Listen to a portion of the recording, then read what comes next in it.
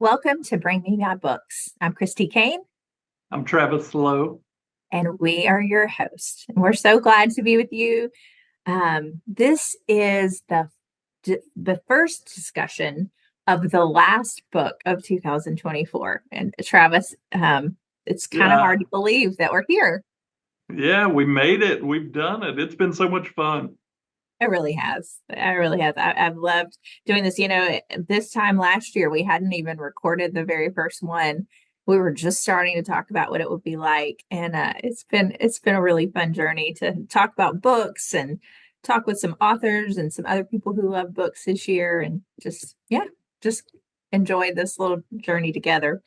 But we always start off with what's going on with us right now. What are we doing? So I'm going to throw that at you first. Tell us what you're up to. Well, actually, today I'm going to be traveling, going back to Virginia, Tennessee area. Going to get to see my family over the weekend, and then down to Charleston, South Carolina for a conference. So I get to go back. I'm looking forward. I don't know if the leaves have been changing yet or anything, but I'm looking forward to feeling the crisp fall air. It's still a little warm in Oklahoma, but this morning it just felt perfect here. But I'm looking forward to seeing family, looking forward to traveling a little bit. Oh, that's nice. That's nice. It is starting to change. Like I think the mornings and the evenings, what you said, that's where we're starting to feel a little bit of cool. And we were actually talking before with some of our with a producer and just talking about how I love this fall air, and she was saying that she loves she likes the hot the Yeah. summertime. And so anyway, but we're almost there.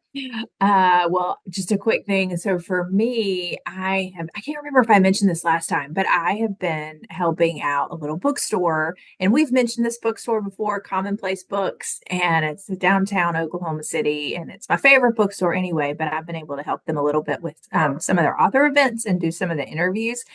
And I wanted to mention that because I got to interview Hannah in the store, Hannah Anderson, and she's the author of the book we're about to discuss. And so that was just a huge treat to talk to her in person. And so, anyway, yeah, that's just been a little fun extra thing that I've been getting to do. And Yeah, that's awesome. yeah, so and that's And I really thanks to went, you. Thanks to yeah. your connection. Well, I went and you did a tremendous job. It was a great event. Lots of folks showed up, and I think it was really enjoyed by everybody that was there. It was really great. So too, she has a lot of good things to say as we're about to find out as we discuss. So well, if you've read Humble Roots, I guess I'll say this either way. I was telling Travis yesterday, we were talking about preparing for this podcast, and I was saying, I think this might be my favorite book of the year, and not like my favorite for just like the five books that we have read, but I think it might be my very favorite book of all the books that we've read this year. And so I can't wait to talk about it. So I want to do most of this in the second episode about this book, Travis, but just generally, what were your overall impressions? Give us a quick rundown on that. I think for me, it was almost like every chapter like snuck up on you. Was my feeling. She's talking about pride, and pride, it's something we all fight. It's a battle that is ongoing and constant. It's something that is frustrating at times because you feel like you're taking a step forward and then it sneaks up in a different area. But the whole book never felt like it was like accusatory or never felt like it was coming at you hard. But I never got to the end of a chapter without going, oh man, that was like a gut punch. Somewhere it was beautiful and it was kind and it was drawing me to be more humble. But it was also exposing pride over and over. And I don't know, just for me, that's something that I've fought with so much and it keeps kind of coming up. So it was just tremendous for me. I think it was really, really needed. It was Mm, just really, really good. And and I think, kind of that idea of sneaking up, I think maybe more than that, it was just I'm so glad that she was kind mm. as she was pointing out the pride in my life. Yeah, I think that's a good way to put it. And she really is so kind. It's like you think about the topic of pride and humility and embracing humility. And I I think it's a hard sell at first to say, hey, you should read this book about humility. I mean, nobody really wants to read that, but it is truly a beautiful book. And the way that I mean, the way that she writes and the stories, but also the way that she handles this challenge that, like you Yes. said, that we all have. You know, a lot of people call pride the chief vice, Yeah. foundational vice. And I think that's true. Um, It's the but yeah, handle okay. that fits every other sin, it's the Yes. um but I think even if you didn't want to be as introspective as I kind of was as I found myself being reading it, it is just a beautiful book. Hmm. Like if you just sat down to read it, the stories, the thoughts, I mean it's just beautifully woven together. And Hmm. um I think everybody would enjoy it. I think that you would enjoy it. So when I say that, I don't want you to think like it's so challenging. I Yeah, think that you could read it. It's beautiful. It's kind, and I think you will be challenged in the right ways. I agree. And so I want to go ahead and jump right into chapter the first, well, the introduction. I want to say just maybe a couple of things if you have something to say too about that, because I think it really connects with what we were just talking about how it's it's like you are talking about this very tough subject that could make you really feel a heavy laden. I'll use that word. And yet, the subtitle for this is How Humility Grounds and Nourishes Your Soul. It's like this challenge that has this beautiful soft and tenderness on the bottom of it. I don't even know Yeah, how else to describe it. And I found myself sucked in immediately. That I think there's some ways in which you and I both have a lot. Well, I mean, our jobs demand a lot, but have yeah, families, we have kids, at home, and kids in very busy seasons of life. And then, and this is for you, this podcast is something extra you do on top of your job. So we yeah. all are doing a lot. And she just kind of starts out with, I often find myself overwhelmed by these good things. I wouldn't change any of them, but I do regularly feel worn out and anxious about my abilities and caught in cycles of comparison and perfection. And that is in really the first full paragraph. And I thought, okay, this is exactly what I need. Like I know I'm reading it for bring me my books, but this is exactly what I need. So And she ends that by talking about the humility that Jesus lived in. And I love in a different place in the book, she said, "You're not being called to be Jesus, but if you would just look upon Jesus, then you can find in his humility the strength for you to walk in humility. But she ends it with some quotes from the Bible. Learn from me, for I'm gentle and lowly in heart. Have this mind among yourselves, which is in Christ Jesus. Being found in human form, he humbled himself. And I think it is, you know, I think it's so important to go back and to just see Jesus. And I think she does that really well in this. And she's not putting a whole lot of weight on you with all these things that you have to pick up and all these things that you have to do. But how about in the middle of the craziness, in the middle of all the heaviness, what if you would just stop and just look at gentle and lowly Jesus, who loves us and wants to take our yoke upon himself, who wants to carry us, who wants to care for us, who wants to consider the lilies with us. hmm I think that's an excellent way to describe what she keeps coming back to is just that look at Jesus.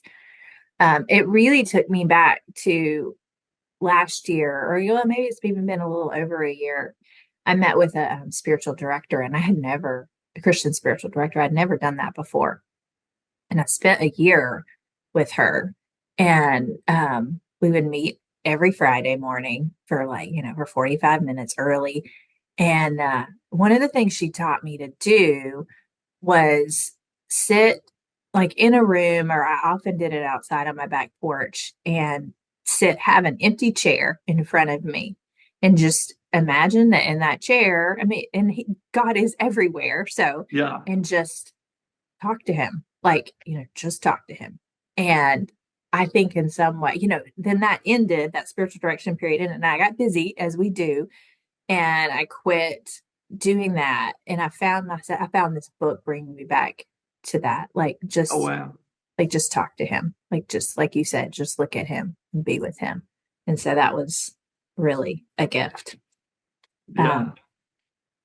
Well, we're going to talk about, we're going to kind of do a quick overview of the first part. There are 3 parts in this book. And so just maybe why don't you jump in with from something from chapter 1 or chapter 2 that you particularly enjoyed or Um, made an impression? I kind of liked her story in chapter 1, where she's talking about her life and she's laying up at night and can't sleep, thinking about all the things that she's under. But she had enough self awareness to know, like, this is the most blessed time of my life. Hmm. Like, this is the best I've ever had it. Like, I don't have a reason to be sitting up all night. And she says, that's not everybody's experience. You may be going through some really hard things. You may be in some serious anxiety and depression, and those are different situations. But she was saying everything was good. Everything was as good as it had ever been. And she still couldn't sleep because and well, she said that she was, asking her husband in the story that he just laid down at night and just goes to sleep. And she said, why, how do you do that? How do you do it? And he's like, I'm tired. I lay down, I close my eyes. That's it. Like, that's all there is to it. She's like, that's not all there is to it. And he told her, he said, it's because you're an A+ person and I'm okay with a B. Yeah. And I thought that was good. But then she also, the thing about pride a lot of times is it almost disguises itself as humility. She Mhm. said, how can he say I'm an A+ person? Because the house isn't clean and this isn't done and this isn't done. And that's why I'm stressed, because I haven't done it all, because it's not, all well done. And there's no way you could say that I'm prideful, because I'm definitely not perfect. Everything's not right. Everything's not. Um, but I had a person confront pride in my life one time. And it was when I was pastoring a church, and he was a mentor of mine. And I told him that I would sometimes be really hard on myself after a Sunday. I just didn't feel like um, I don't know, that the sermon wasn't good, or that I didn't do something right. And he said, so when things don't go well, you blame yourself. And I was like, yeah, I can be really hard on myself. He said, well, don't you see that that's pride? And I was like, how is that pride? And he said, well, if you're hard on yourself when things go bad, that means you take the credit when things go good. Oh, wow. Oh, And I feel like that was what she was saying. She saw it mhm. almost as like a humility thing. No, I'm recognizing all of my imperfections. I'm Yeah. recognizing all the places I'm not doing it. But at the same time, it really was pride that was Yeah. lurking in the background. Yeah. That's really, wow. That's really good. And I can't imagine that most of us aren't a little bit challenged by your mentor statement. Oh yeah. But, Yeah, yeah. he had a way of just saying things like that and then just leaving it. And I'm just Yeah. like, oh, Oh man, I that reminds me of a time, and I think she doesn't say it exactly this way, but I would say it's kind of there's definitely it's present in the book. Um, this idea of humility and self-forgetfulness, because Tim Keller writes, he wrote yes. there's a little book about that. And I remember when my pastor in Georgia, he was giving a sermon, he was talking about humility, and he was citing Tim Keller's book about self-forgetfulness. And basically, it's not thinking less of yourself, it's thinking of yourself less often. Yeah. And that has really stuck with me. And I thought, if I'm obsessing about something, that I've done, whether good or bad, then neither of them, and that kind of what your mentor said reminds me, neither of those are exhibiting humility. So, Yep. but before we move on to the rest of this little thing, I think it was so great that she pointed out that a lot of times it's these small things. It's the little things that are tripping us up, and that Jesus knew that. And on page 27, she talks about how in the middle of arguably the greatest sermon ever, Jesus talks about our daily worries and how those are the things that are tripping us up. And those are the things that we're putting, we're becoming prideful about. And just the importance, I think, of reflecting on that, maybe even practicing. I think the daily examine would be really helpful as a discipline, and just reflecting on your day and where your emotions went, and then surrendering that, looking at Jesus, like you said. Yeah. So, okay, let's look at the rest of this. I knew this book was going to be hard to keep it into a small frame. So what about the rest of the first part? Is there anything in there that you just really loved? The second chapter, it talks about like breaking up the ground, Mm-hmm. and how important that is. And then she kind of goes back into that same thing with like we just have to submit our lives to him to do with what he wants, because we think we're the Messiah. Mm-hmm. We think we're God. And pride is always us thinking we're God. Yeah. Putting ourselves in a place to where we're doing things that are beyond us to do. Doing anything that we can to get the promotion, doing anything that we can. And all of that steals our peace. Mm. I think, she talks about that she loved the part, I can't remember the exact quote, Kristi, but she said, when I heard, "Come to me, all who are heavy laden," she said, I was like, "Oh, that's me. That's me. I like that." And then she said, he was like, "And take my yoke upon you," which means you need to surrender. And she was like, "Well, I don't like that." She was like, "I agree with the symptoms, but I don't like the diagnosis. Like, Yeah. I don't like Yes. what you're pointing out, because what you're saying is that I'm not submitted, and that's why I don't have peace, and that's why I'm heavy laden." And we have to come to that place to where we basically are willing to admit, "Yeah, you're right, God. I'm not surrendered. Yeah. You're right, God. I'm trying to control it." And until we get to that place, we can't get rid of the weariness and the heavy ladenness. Yeah. And it's so opposite from what we think. Even those who have been following Jesus for a long time, it's so opposite, because you think, well, if I just work harder, Yes. then I'll be able to rest. If I'll just do this, if I could check this off the box, then I'll, or if I can do a great job, then I won't be fearful, or then my soul won't be anxious, and all of those kinds of things. And she's just like, you're not going to like the answer, but Yeah. that's not what it is. And yeah, it's rich. Yeah. I heard somebody, this wasn't in the book, but I heard somebody one time say, when God created Adam and Eve, their first full day was Sabbath. And that was the seventh day. Oh, And he said that a lot of us think we work 6 days and then we get to rest. He said, but in God's plan, we rest and then we work out of rest. mm-hmm. And I think that that's a different way of Mm-hmm. looking at it. We don't do all of this work so that we can rest. We rest so that we can do the work, Yeah. Yeah. Well, kind of alongside that, in chapter 3, she just really gives a very clear definition of humility on page 56. And she said, humility is accurately understanding ourselves and our place in the world. Humility is knowing where we came from and who our people are. Humility is understanding that without God, we are nothing. And as hard as that is to live, to daily embrace, um, and it's hard to hear that without him we're nothing, because we want to Yeah. believe that we are very valuable to, and we are in one sense. Like we are the apple of his eye. All those things are true.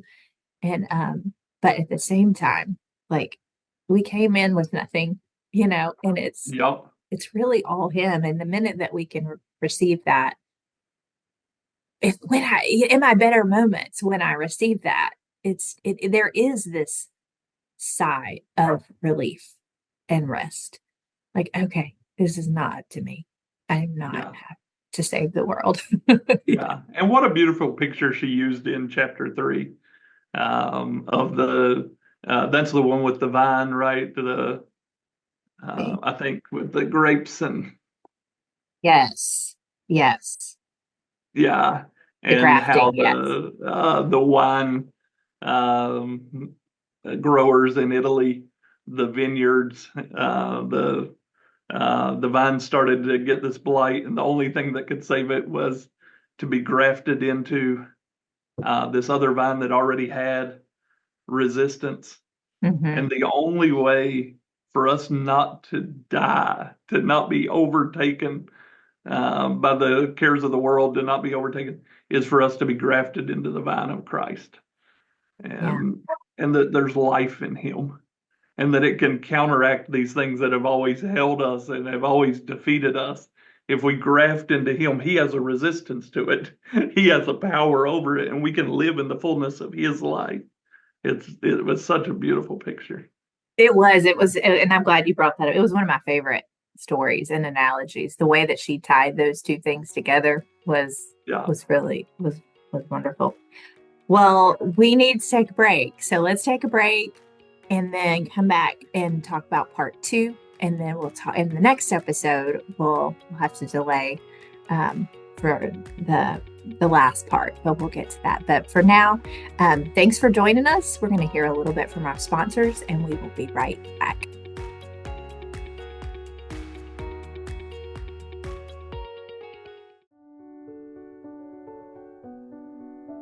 Situated in Bluefield, West Virginia, the Hopewards Writers Conference seeks to equip and encourage their patrons to tell stories of hope.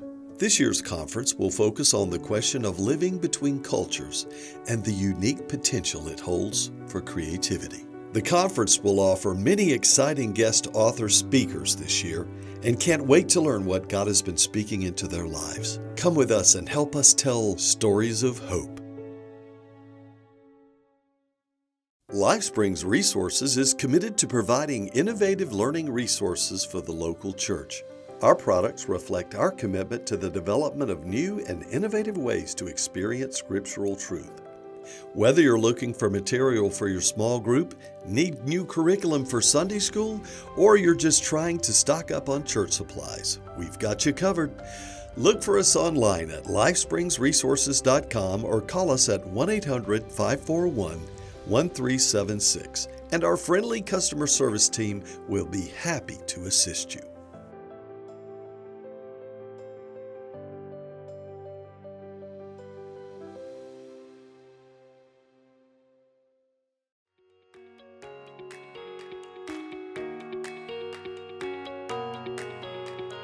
Welcome back to Bring Me My Books. Travis and I have been talking about our last book of the year, Humble Roots, and we're going to talk a little bit about part two. So this book is divided into 3 parts, and the first part of this episode was part 1. Now this is part 2.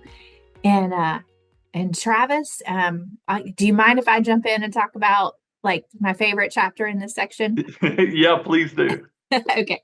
So I think my very favorite chapter was chapter 6, Healing Herbs. And part of the reason that I loved it is I feel like maybe more than any place up to this point, I really like the premise of her book and what her goal and purpose was really started to come together for me as, as the reader.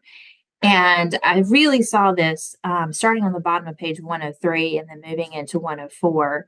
And she actually says, okay, so maybe this is why the premise, the last chapter, the premise of the book is that much of our emotional instability is rooted in pride.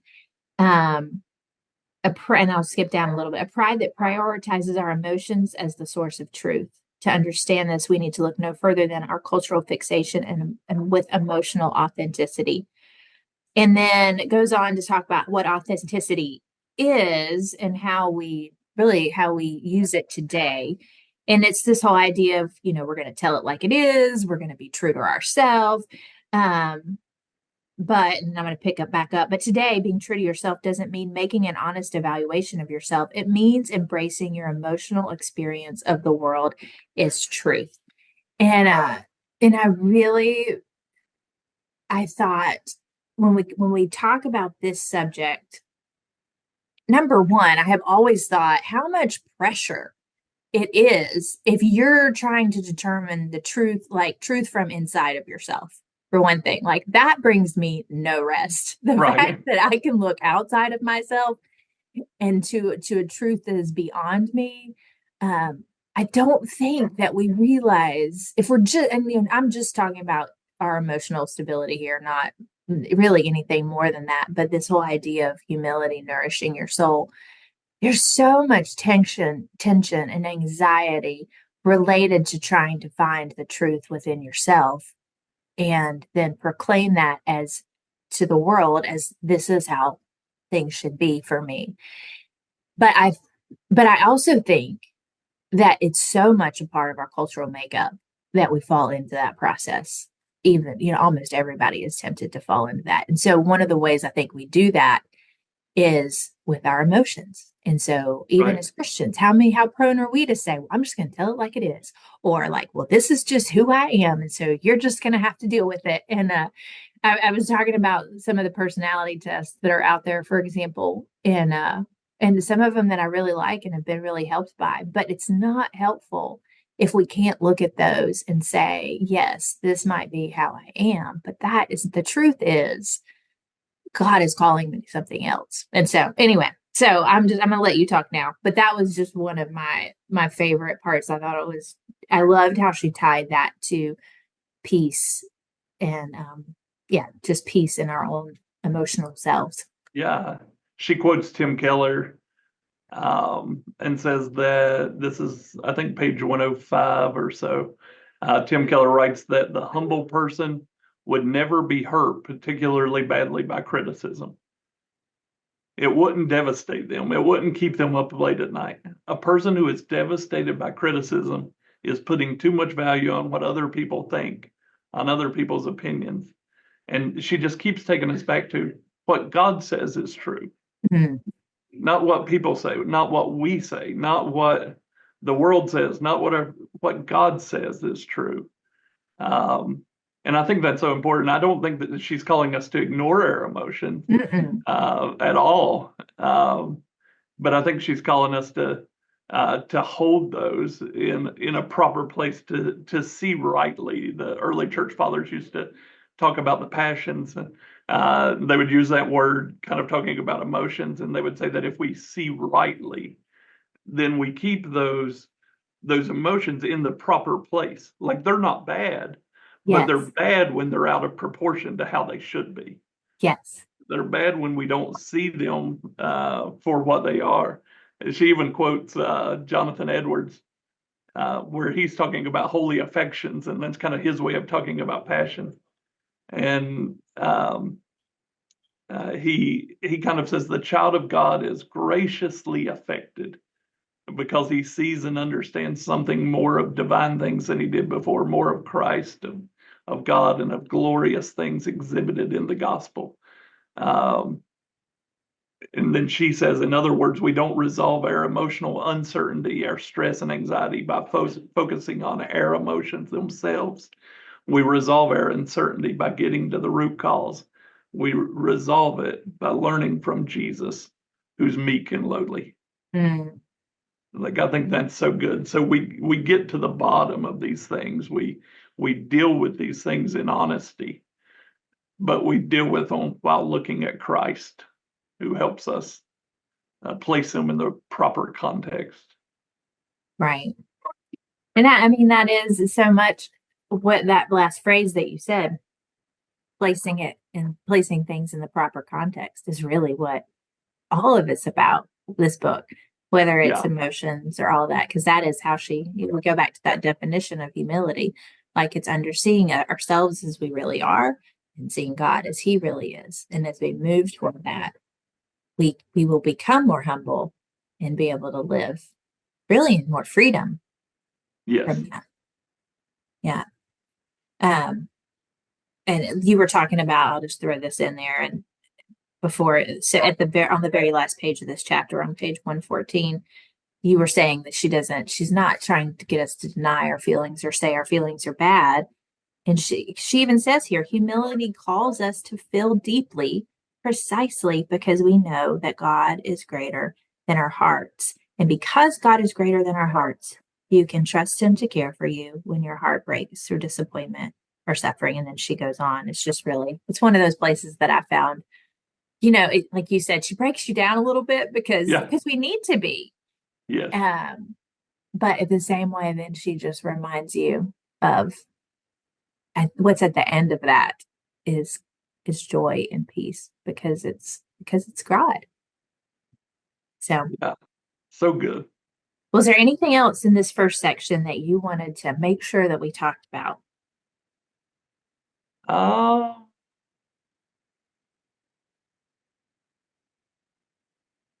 we can there's so many of just like her stories that I love. But the ripened on the vine chapter, the next chapter, she talks about the stewed tomatoes and her grandma Stella, and just how she rewrites the recipe at the end. I love that. And the recipe is ingredients: canned tomatoes, butter, sugar, white bread. Cook time 15 minutes, prep time 175 years. I love her stories about her grandmother. It's just so beautiful. Yeah, she kind of transports you to her